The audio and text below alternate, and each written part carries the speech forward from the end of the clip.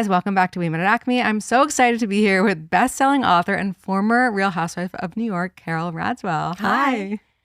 How are you? I'm good. How are you? Good. We were just talking about getting reservations at restaurants in the Yes. city and how it's now impossible. But you were saying in the 90s, it was like the best time to be here. New York, well, there was a lot of things, obviously, to be nostalgic in the 90s and the early 2000s, before social media, before cell phones, even, there was just a more of a fluid, a fluidness to New York nightlife. You would wander around, you would pop into a restaurant, then you'd go to a club.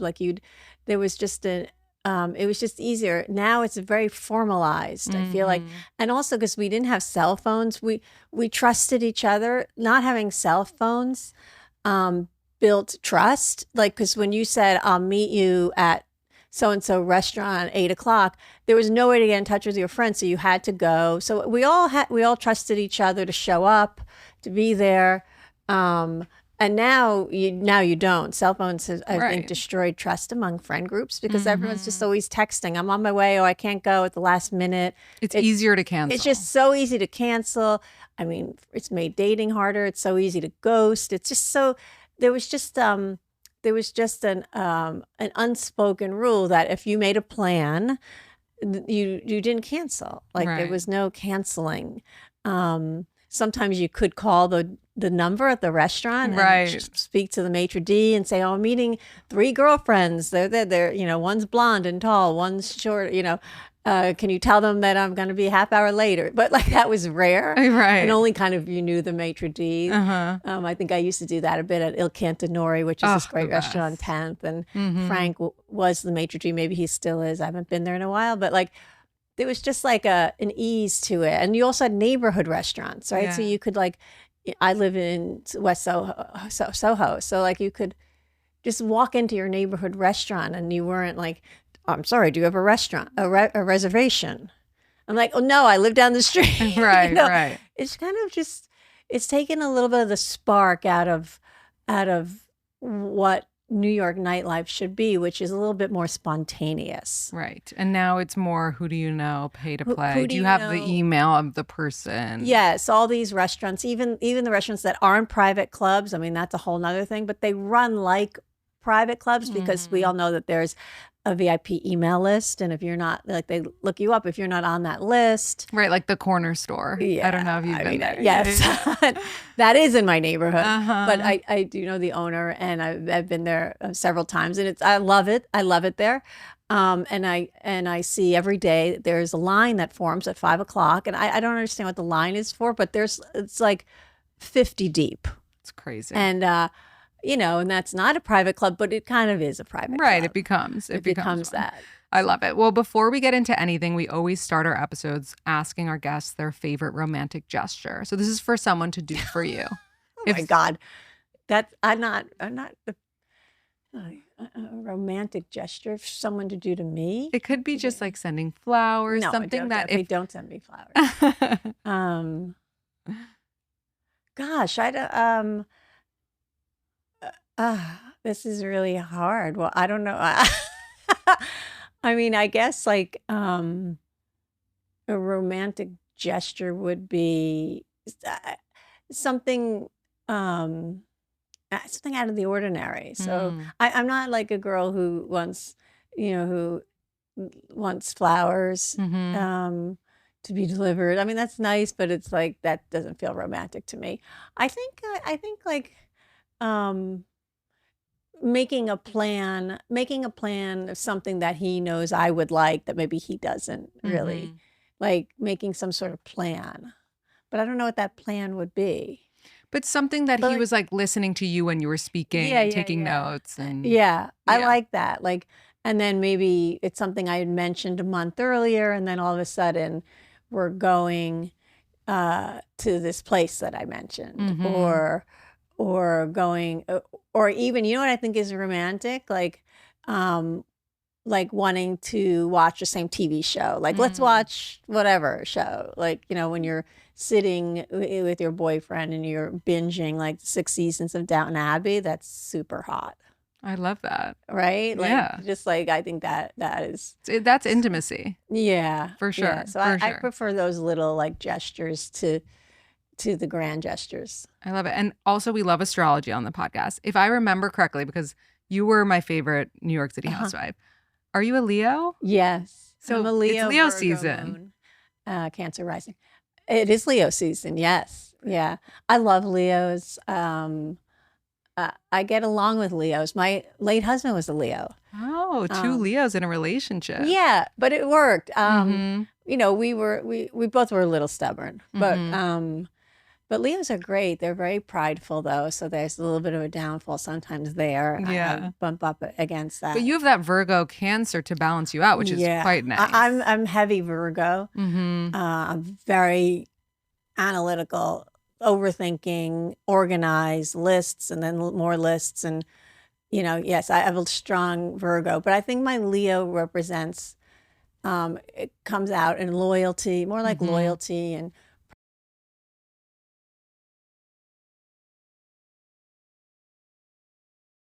I've always had long hair, except for a couple seasons on the show. I think one season I had short hair, but yeah. Okay, so you brought up your late husband, Anthony. yes. You guys had an interesting story. You met at work.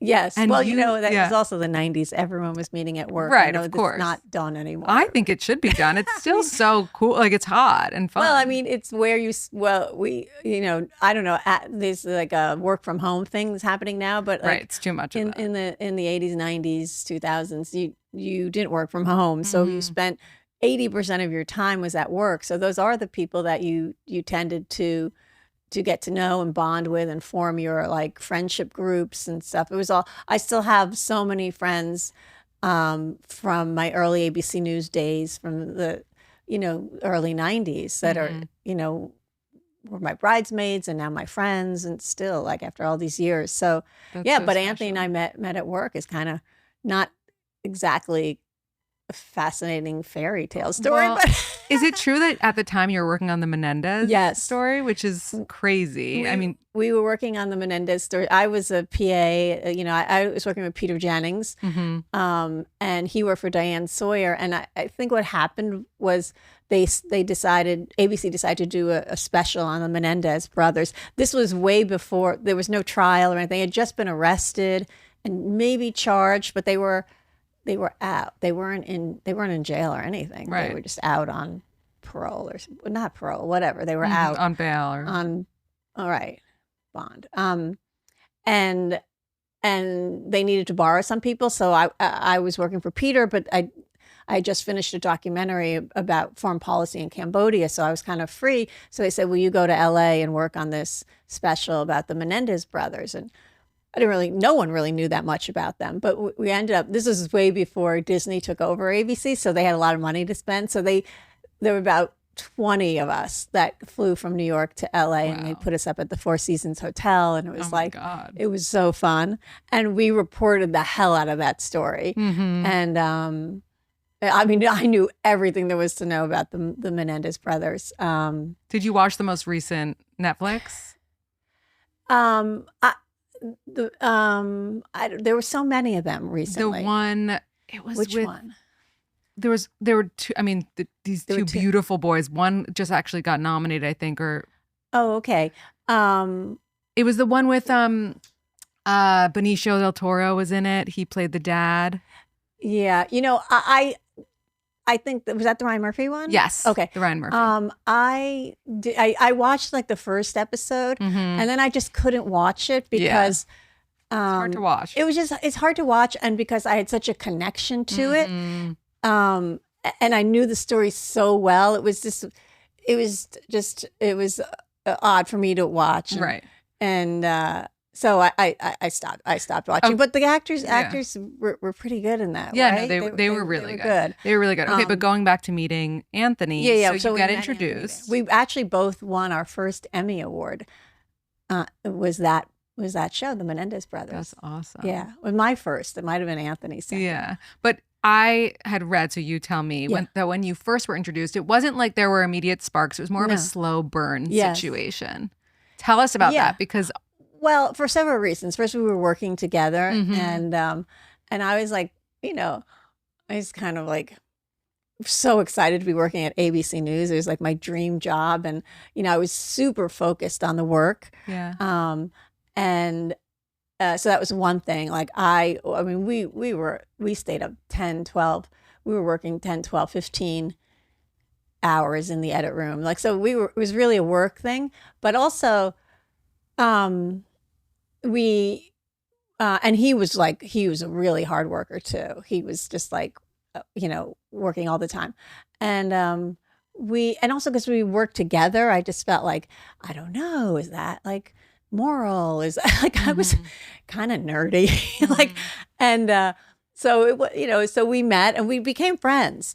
And then after a month, we went back to New York, and he went back to working for Primetime Live with Diane Sawyer.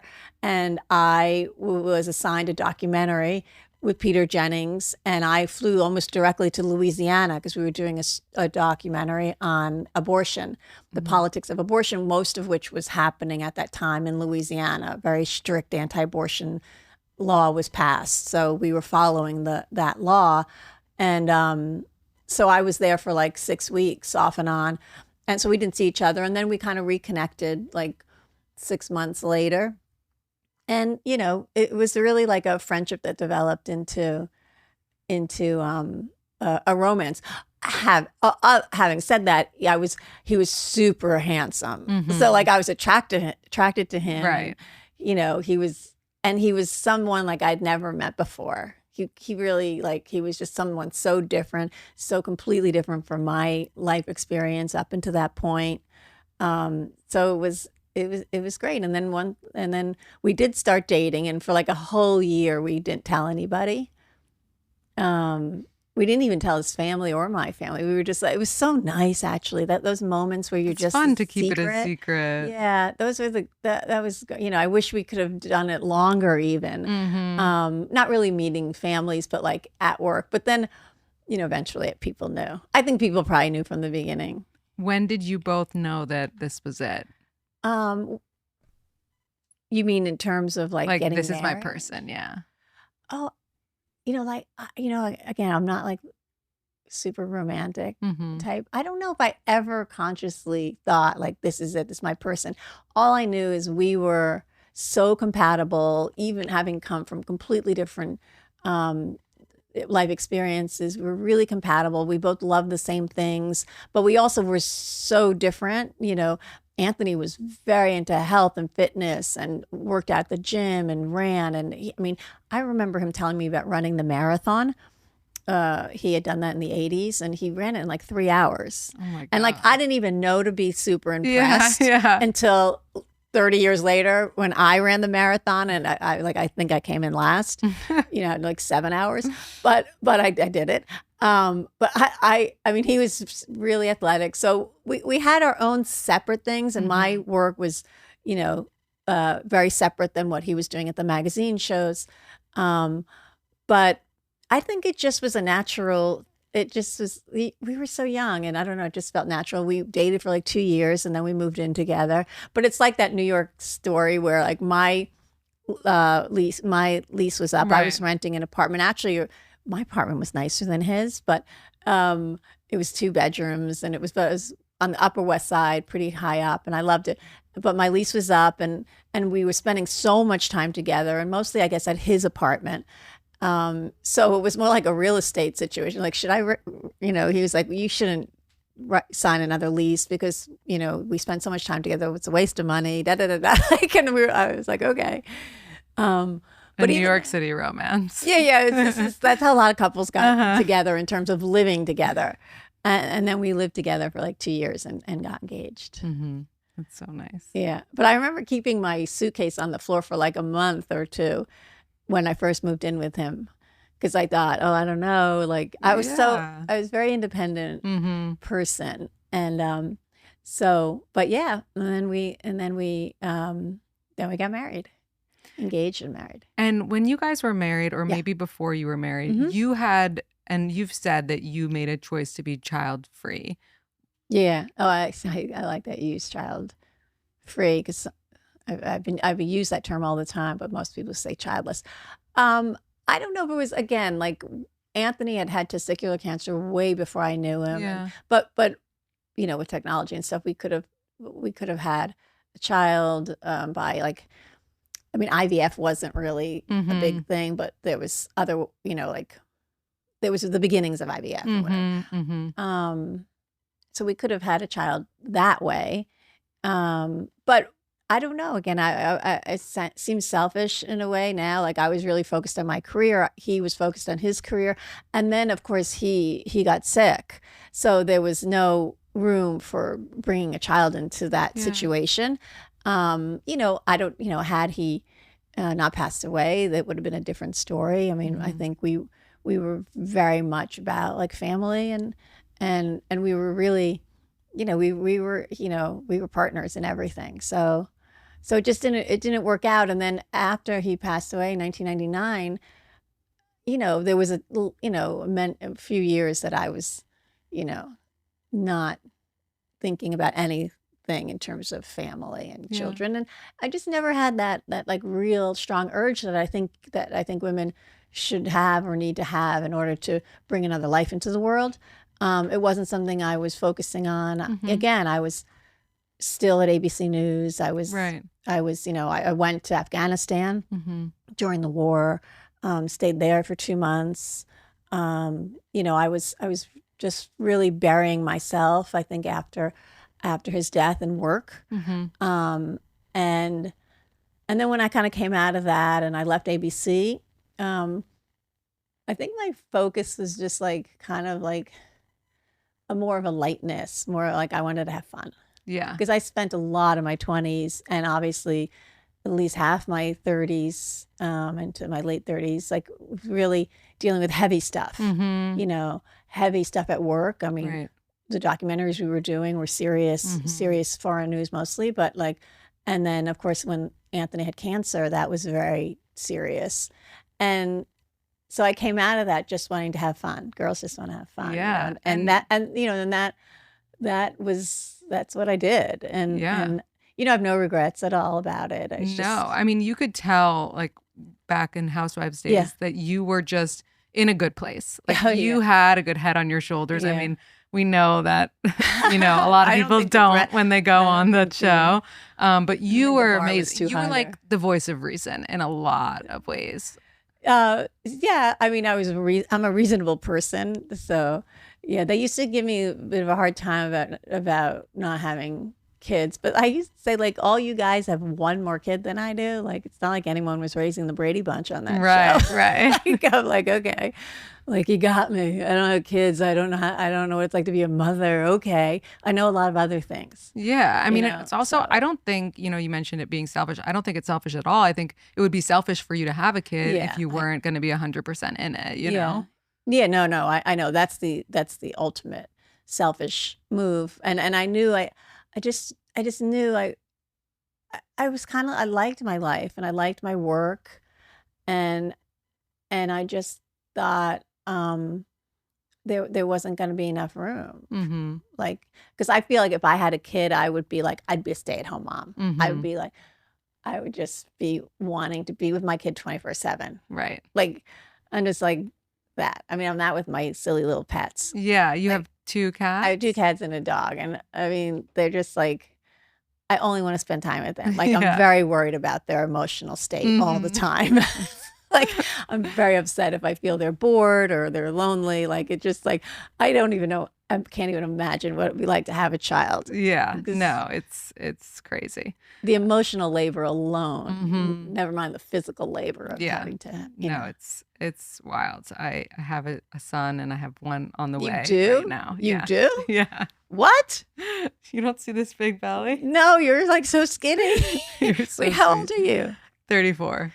Oh, okay. So like that's right in the wheelhouse. Right around. I feel so young. I mean, thank you. You look so young, by the way. You look amazing. Oh, so thank you. Also, what is your current relationship status at the moment, if you would share with us? I'm dating. I'm dating, but I'm not looking. You know, someone asked me the other day, I'm never looking. Right. Even when I met Anthony, I wasn't looking, you know, I'm not someone who's looking for boyfriends, and I'm not looking for men.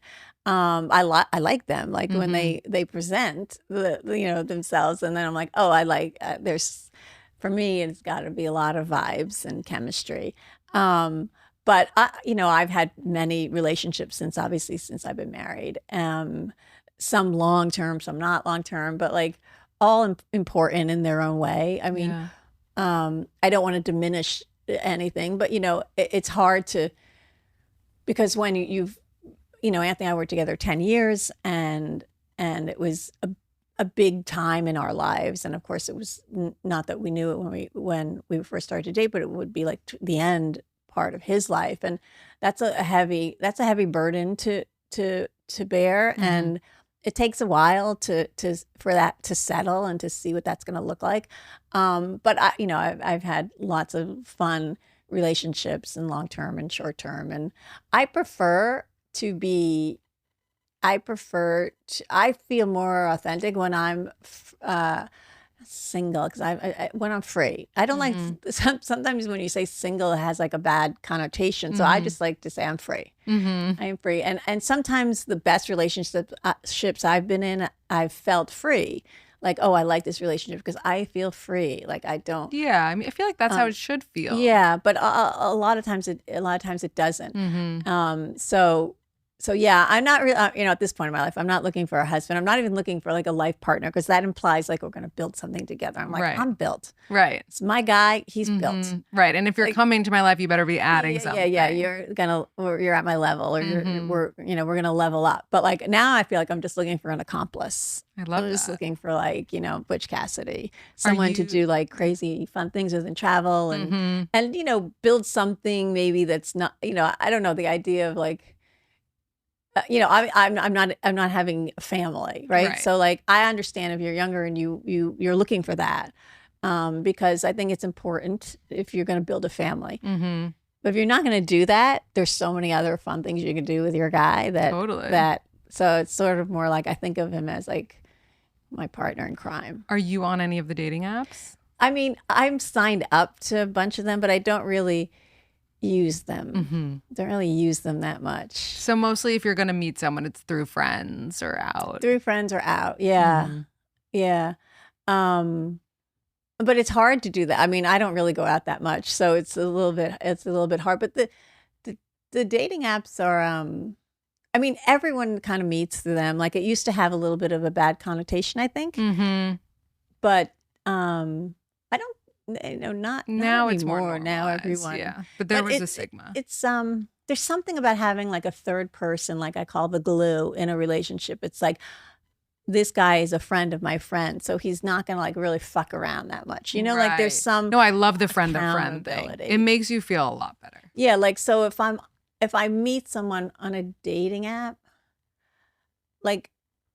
Well, I mean, Instagram is the best dating app. So you know what I mean? So you can see if you have people in common. I mean, I think that's really important. I think much more important than that people maybe initially realize. Like, I completely agree with you. I used to try to date people who I didn't know at all. I thought that it would be less boring because we'd have so much to talk about. We didn't have any people or things in common.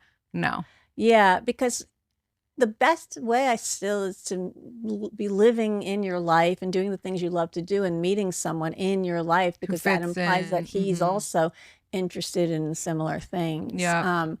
But having said that, so many people meet on dating apps, and it seems to work. I met a boyfriend on a dating app. There you go. We were together like a year and a half. So it was. So you never know. Yeah, you just never know. It's just like not really my vibe like that. Like, and if I do meet someone on a dating app, I'm like, hi, do you live in New York?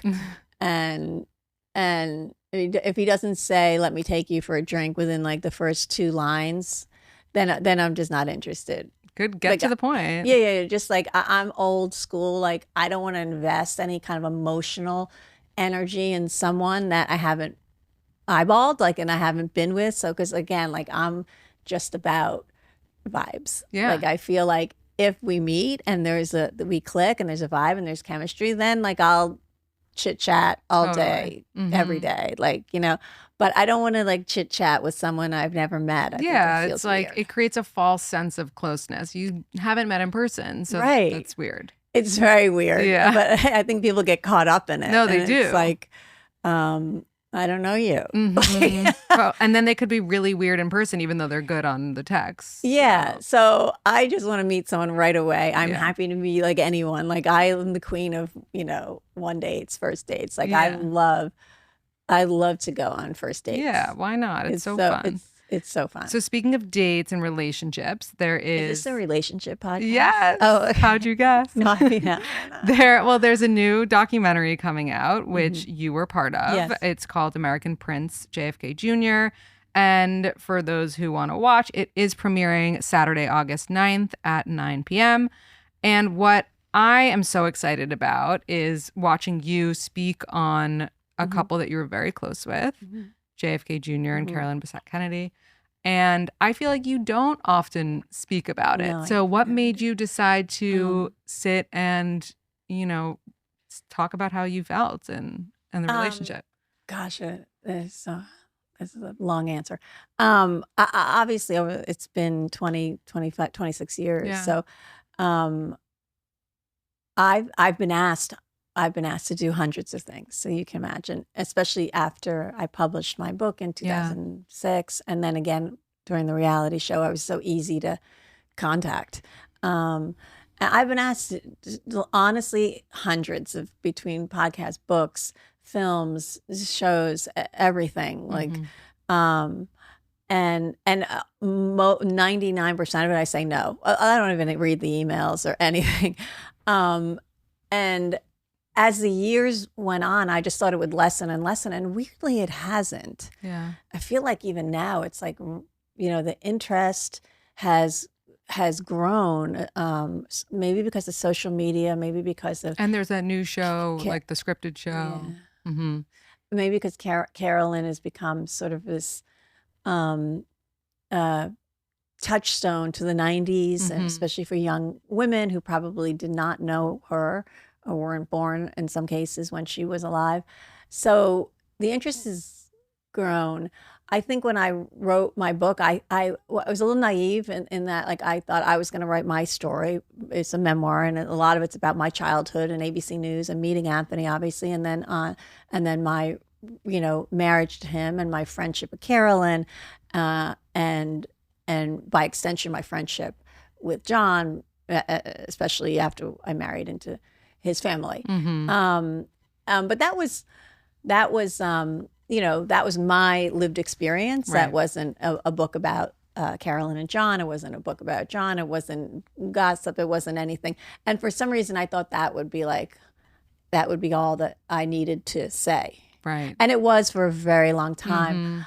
I just feel like now I think about it. And listen, I am not, like, I don't want to present myself as the authority on John or Carolyn or even Anthony for that matter. But if there's an opportunity now that I feel I can say something nice about them, something true about them, something real, then I'm gonna do that. So I participated in like 2 films, this being the second one, and a couple of books written by people who one book written by someone who I did not trust, nor did I appreciate the final product. But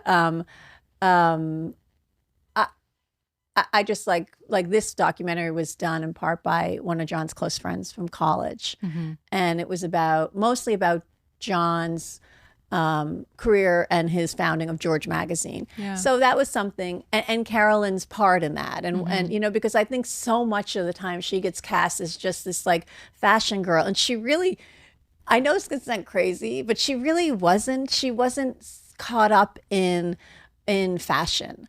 In fact, if you look at a lot of the photos, she's just wearing jeans and a good shoe and a button down. And she was very simple, and it was the minimalist 90s, but also she didn't give that much thought to it. At night, she would pretty much wear one designer, Yohji Yamamoto. she was so much more than fashion. So if I can speak to that, I'm going to take that opportunity. And John, of course, was so much more than, the tabloid trashy version of, who he dated and being the hunk or, and what he did at George Magazine, I think was truly revolutionary. I think it was so ahead of its time. I remember at the time when he was explaining it to Anthony and I just thought, what a great idea. We both were coming from news. So we kind of also understood that politics was turning a little, this was during the Clinton administration, was becoming a little more interesting to the masses. And he was just like sort of ahead of his time on that. So if I'm able to talk about John in that way and the things, the issues that he really cared about, then I'm going to take that opportunity. And I think there's so much nonsense out there now that and again, it's for me, it's a little less about their privacy and more about their legacy. Yeah, because there's not many people talking about, not many people. And listen, again, I don't want to be the authority, and I don't always feel comfortable talking about it. But I'll dip my toe and get out of my comfort zone and discuss it when I can and when I have something great to say about Anthony or about Carolyn and also about John. What do you think was so special to everyone about their love? I mean, no one really knew much, but it was still, put on a pedestal. Now or then? Then. Yeah. I mean, he was probably one of the most famous men in the world. Like, knowing him the way I knew him, it's funny to say that because, he was, John, Anthony's cousin and a really close friend. And like, but like zooming back out, like he was very, very famous, and very handsome, really attractive, like, and charisma. He just had everything. Yeah. He'd walk into a room, he didn't have to say anything. Just people would stare at him. And then separately, Carolyn was the same exact way. She wasn't famous. Nobody, certainly in the beginning, in the good days when nobody knew her, she could walk into a room and everyone would be staring at her. She was uniquely beautiful in ways that these pictures that you see of her now just can't capture. Right. And she had brains and charisma and charm and right. She wasn't a model. She wasn't just, maybe someone that he had dated in the past. She was a real person. She was a working girl. Like she rose through the ranks of Calvin Klein and fashion. And remember, she was just 33 when she died. So she was still figuring out the next thing that she was going to do after she left Calvin. But before that, she was someone who was curious about a whole host of issues and interested and a great friend. And it's funny, there's also this idea that she was like, because you see so many of the paparazzi pictures, right? And she looks like, her head is down in a lot of them. And she looks like she's hunted. And in a way she was, but she's not, and I know that there's this whole group on Instagram mostly, right? These feeds that revere her. And it warms my heart. Like, it feels so good. Like, I didn't know they existed until recently when they came out and to protect her, I guess around this, Ryan Murphy show.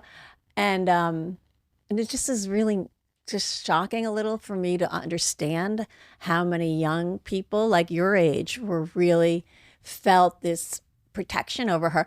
But like in real life, she was the protector. Like, she was fierce. She was not like a shrinking violet. She was not like, as I think some of those pictures might suggest, she was the protector of John. She was the protector of all her friends. Like, she showed up.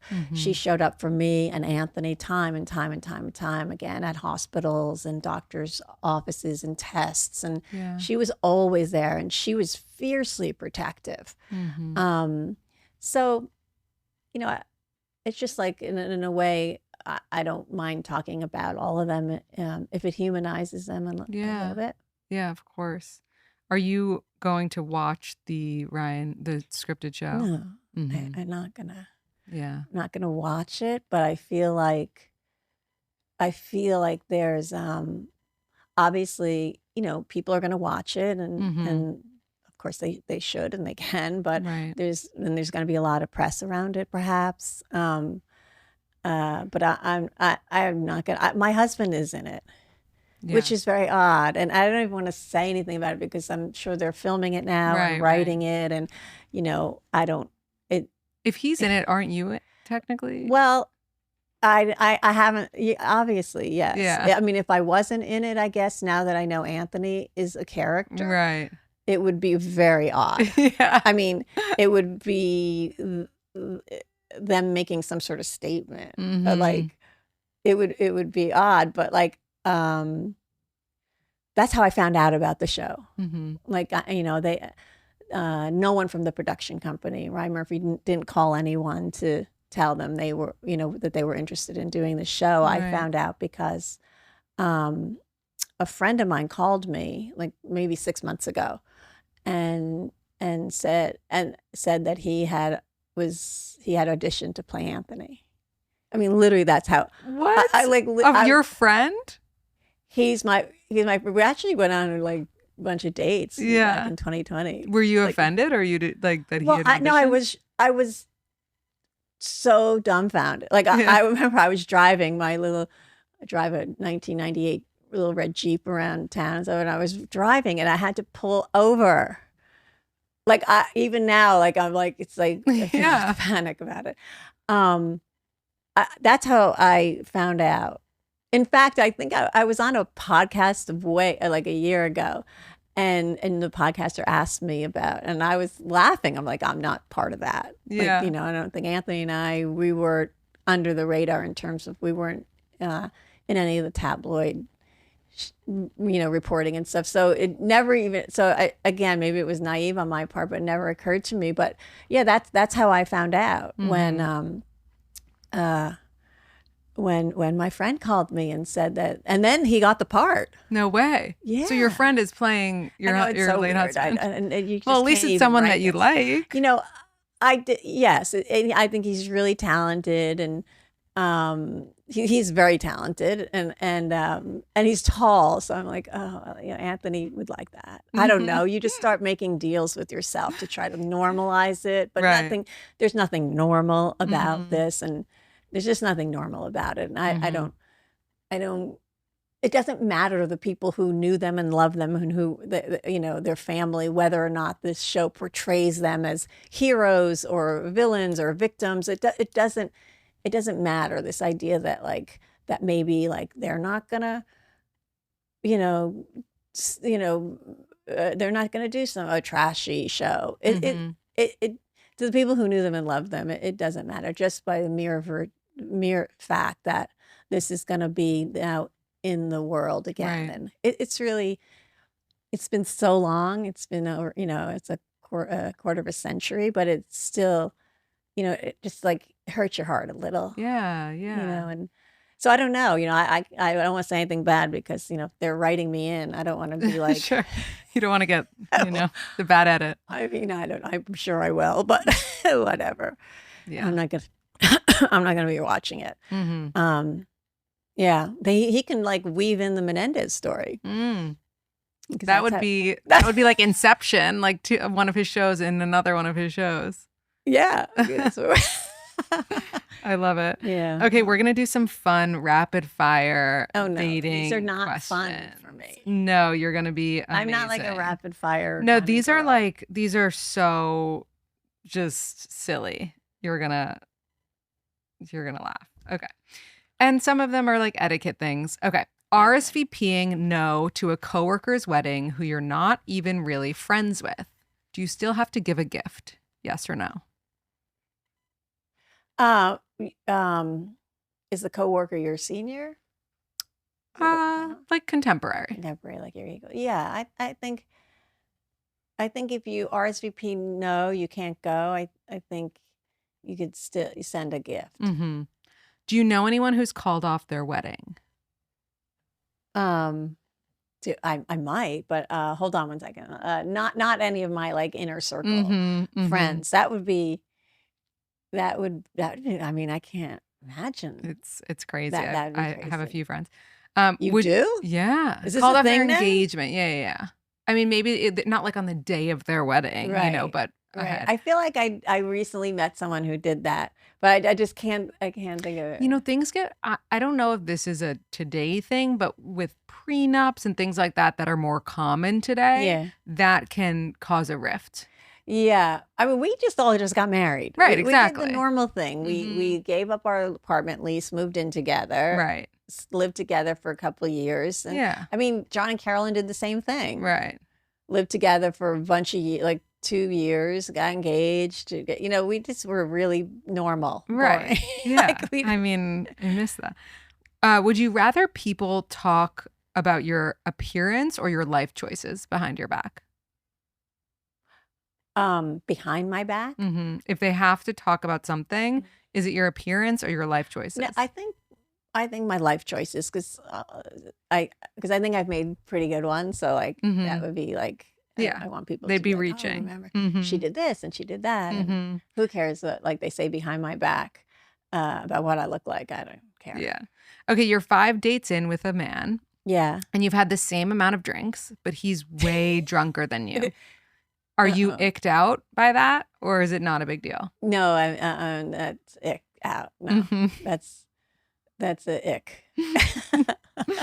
Okay, you're 29. Because I only can have 2 drinks. Yeah. So, yeah.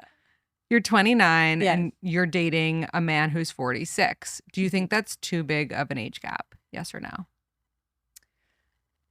29 for me personally, for me it would have been, because when I was 25, I remember this guy was interested in me and he was 41, I think, and I was just like, that's so much older. Yeah. Anthony was 4 years older than me, 5 years. That's perfect. Yeah, that's funny because now I don't think of it. I don't think of age gap as being terribly relevant. No. But when you're that young, when I was 29, I would have been like, oh wow, that's really, really old. Yeah. But I know a lot of 29-year-old girls that love that. Right. So. Should romantic relationships be easy or take work? You could just say easy or take work. Easy. Okay. I think for me in my life right now, they have to be easy, or else I'm not interested. Mm-hmm. Do you think that a guy you're dating just recently started dating? I want to just do a caveat. Yeah. Like a romantic relationship when you're in your late 20s, 30s, and you're like thinking about family and having a family, those should not be easy. That you have to go through some obstacle before you get engaged. Right. Because you have to have some hardship to get over, right? So you don't want to pick the guy just because he's 6'4". Right. Okay, but for me, in my phase, in my life, I can pick the guy because he's 6'4". Yeah, exactly. Do you think a guy you're newly seeing should tell you if he goes to a strip club on a bachelor party? I think the guy that I'm seeing would tell me, and probably invite me. Like, yeah. If the invitation says don't bring a gift, do you still have to bring one? No. You mean no. No. Would you go to a plan if you knew you were an afterthought? I go to a plan? A plan. Like someone invited you to a dinner, but you knew it was a last minute like invite. You're on like the B list? Yeah. I hardly go out, so yeah, probably not. Would you rather think that, okay, last one. Would you rather think that your partner is a better person than you, or have your partner think that you're a better person than them?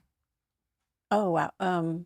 I would rather, what was that? Would you rather your partner, the person that you're with, think that you're the better person, or you think that they're the better person? No, he'd have to think that I'm the better person. Yeah.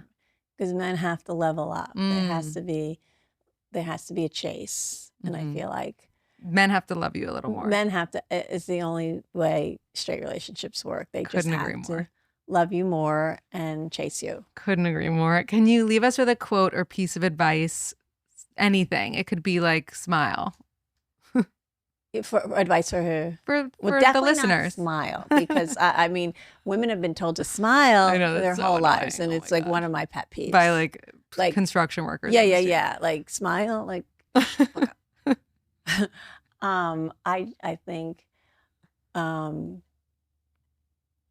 I think you have to get to a point in your life where you are totally content with who you are and know who you are and feel good about it. And, you know, the happiest lives, the happiest people, I think, are people who set boundaries.